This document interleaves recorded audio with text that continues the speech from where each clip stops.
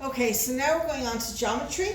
So this is question 6 of the 2024 paper, and we're starting with part A. So the diagram below on the board shows a triangle XYZ. Construct the bisector of the angle X, Y, and Z using only a compass and a straight edge. Show all your construction lines clearly. Okay, so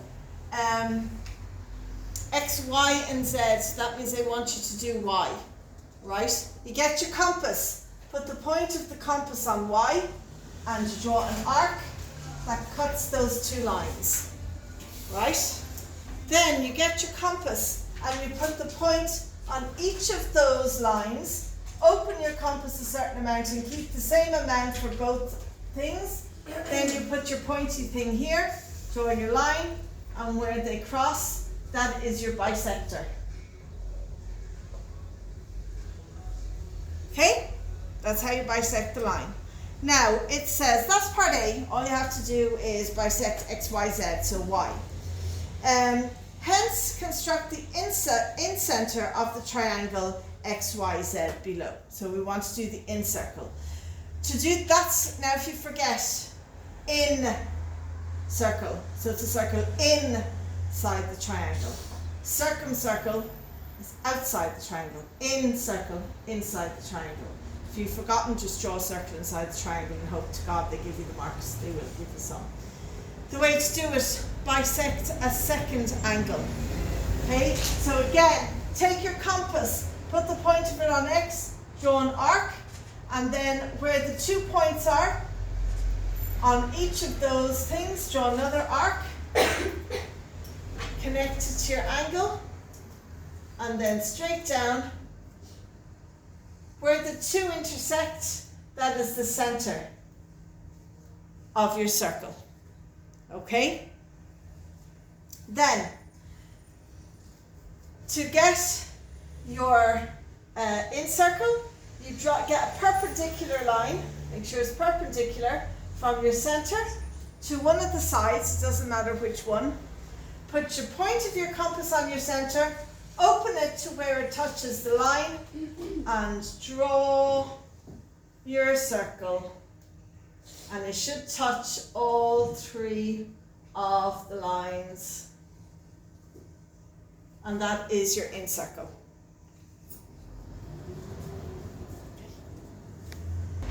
Okay, so question 6, part B.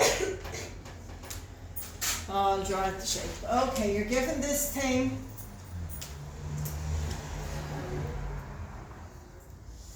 All right, it is a shape. You've got A, B, C, D, and E.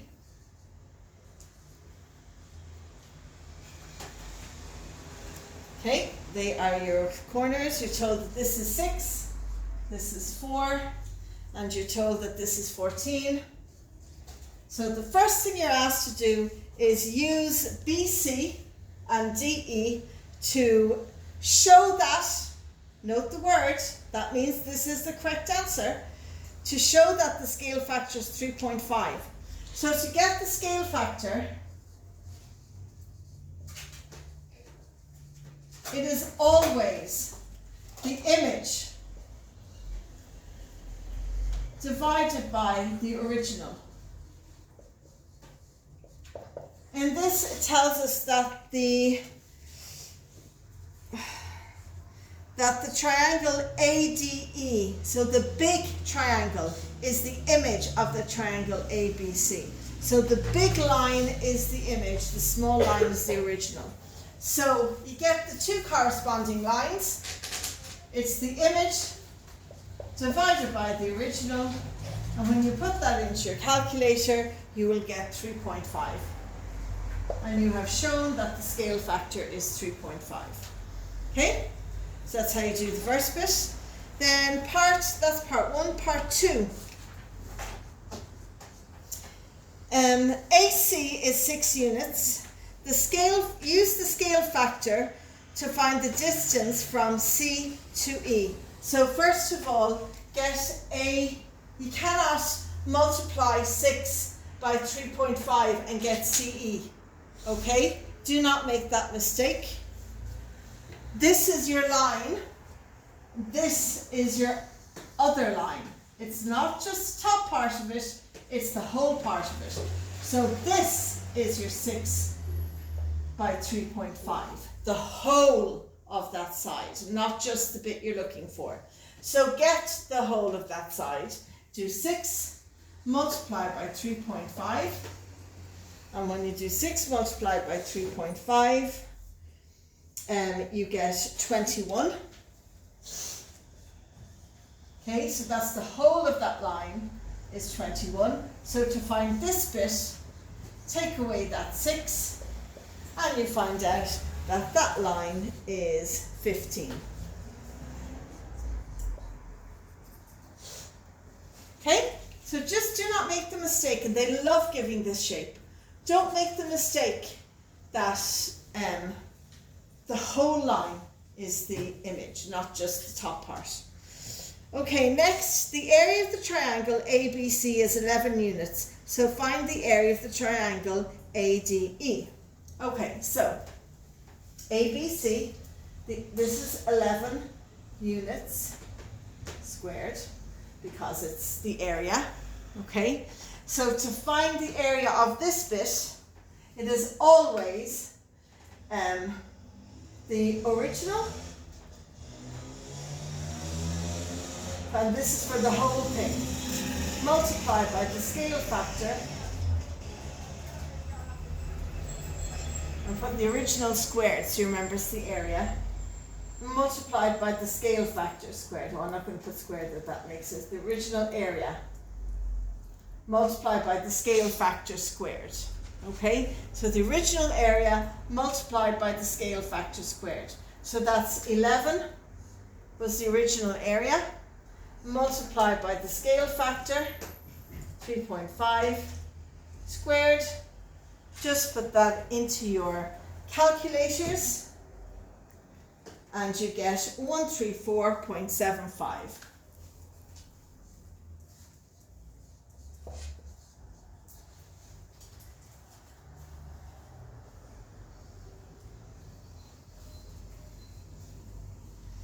And they've told you that this is in units, so put units squared. Okay? 23, question 6, and we're going to do part B. Okay, so it gives you a diagram. I suppose I better just draw it out really quickly. Can't believe I forgot to draw out the diagram.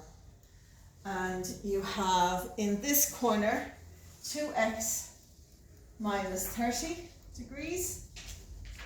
In this corner you have x plus 3y.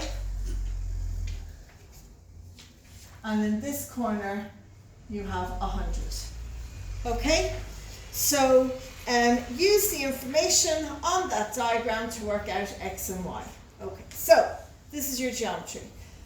What we know is we know that this angle here and this angle here are the same. Okay? What we also know from our geometry is that this angle here and this angle here, because they're interior angles, add up to 180.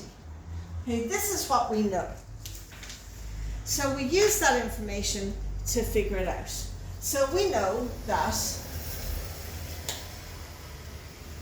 2x minus 30 is equal to 100.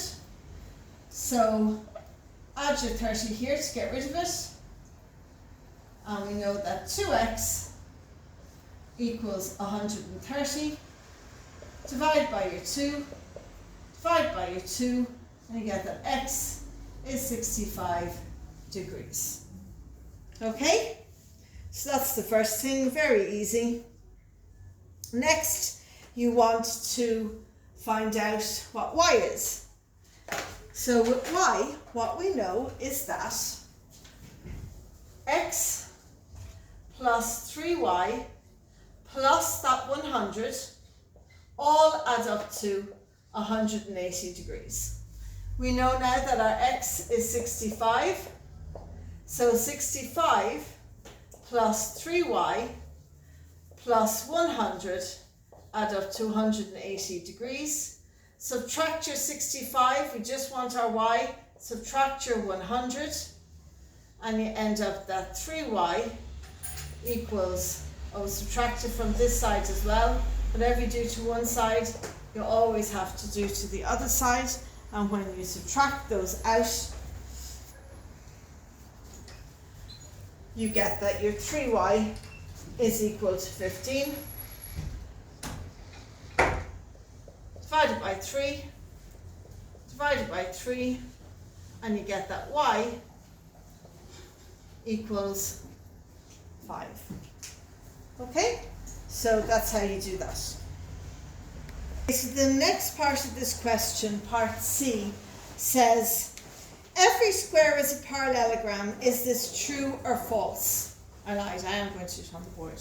It is true, because what we know about a parallelogram is that this is equal to this, which it is, because that's 90 and that's 90. We also know that this and this adds up to 180. That's also 90 because it's a square, it's a right angle. 90 plus 90 is 180. So yes, it is true that every square is a parallelogram. Alright, so for this, even though this is in the grouped in with geometry, it's really volume and area and stuff. But let's have a look at it. So this is 2020, did I say 2024? Yep. Yeah, I got confused myself. I have 2023 still written up. 2024, and it is question 10, part D. Okay, so it says, the diagram on the right shows the smallest closed cylindrical container that contains 3 identical tennis balls arranged one on top of the other. So this is what we have. We have 3 balls, and this will help you know how to figure it out. They're identical, and they're inside a container. Okay? We're told that the radius of each ball is 3.4, and we're asked to get the height of this very, very, very buckety cylinder. Okay? So, let me draw that radius a different way so that it makes more sense. The radius of each ball is 3.4. So the diameter of each ball is 6.8. Okay? And if you have 3 balls,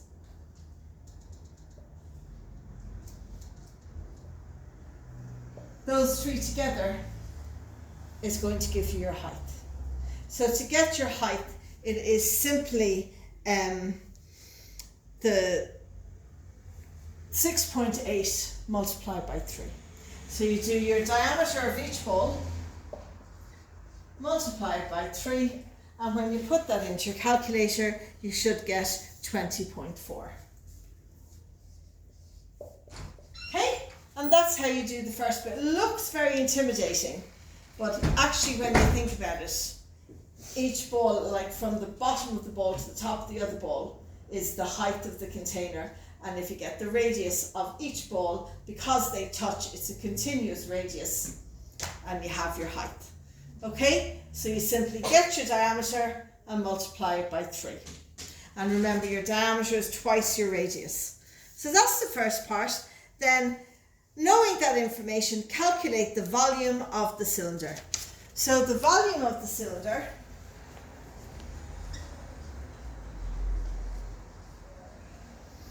is pi r squared h.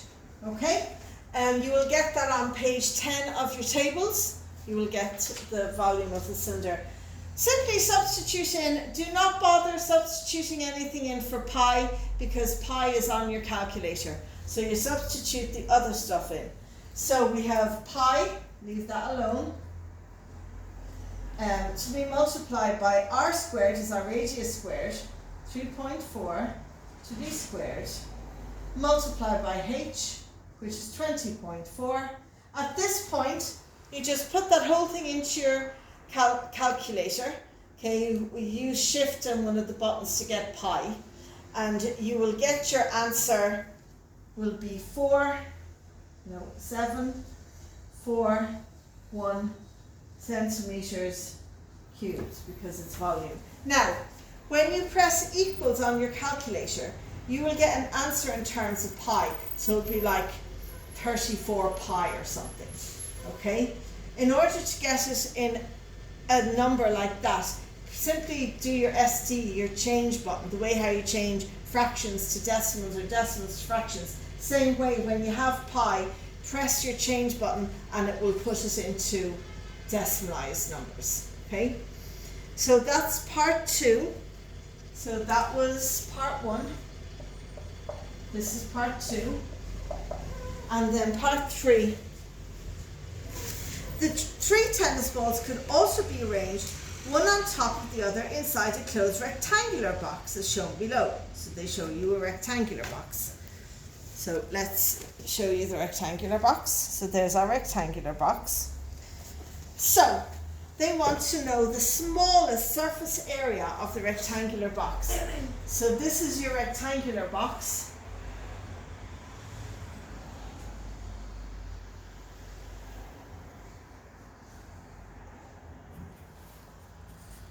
Okay, so you have the top and the bottom, okay?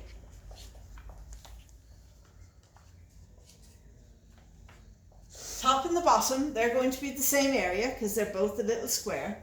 Then you have all these long sides. You have the front, then you have the back, you have this side, and you have this side. Okay, so you have front, back, side, and side. And they are all going to have the same area because it's cube, it's a perfect.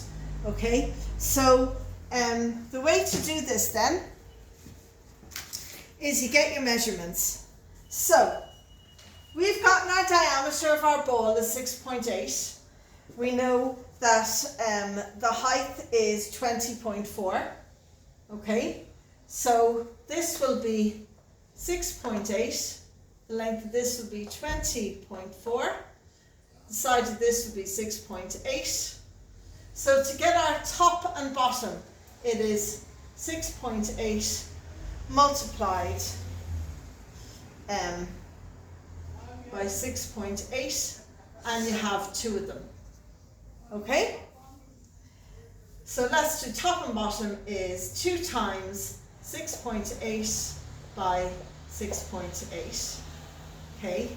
Plus all our sides. Okay, so you're adding everything together. We're getting our 2 top and bottom, which is 1, 2, 3, 4. There's 4 of those, so it's 4 times 6.8 multiplied by 20.4. Okay, does that make sense?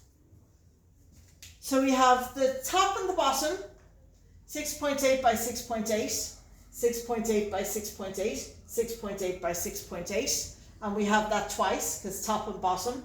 Then we have the other 4 sides. So we have 4, 6.8 by 20.4. And when you just put that into your calculator, you will get that your answer is 647.36 centimeters squared. Is that okay?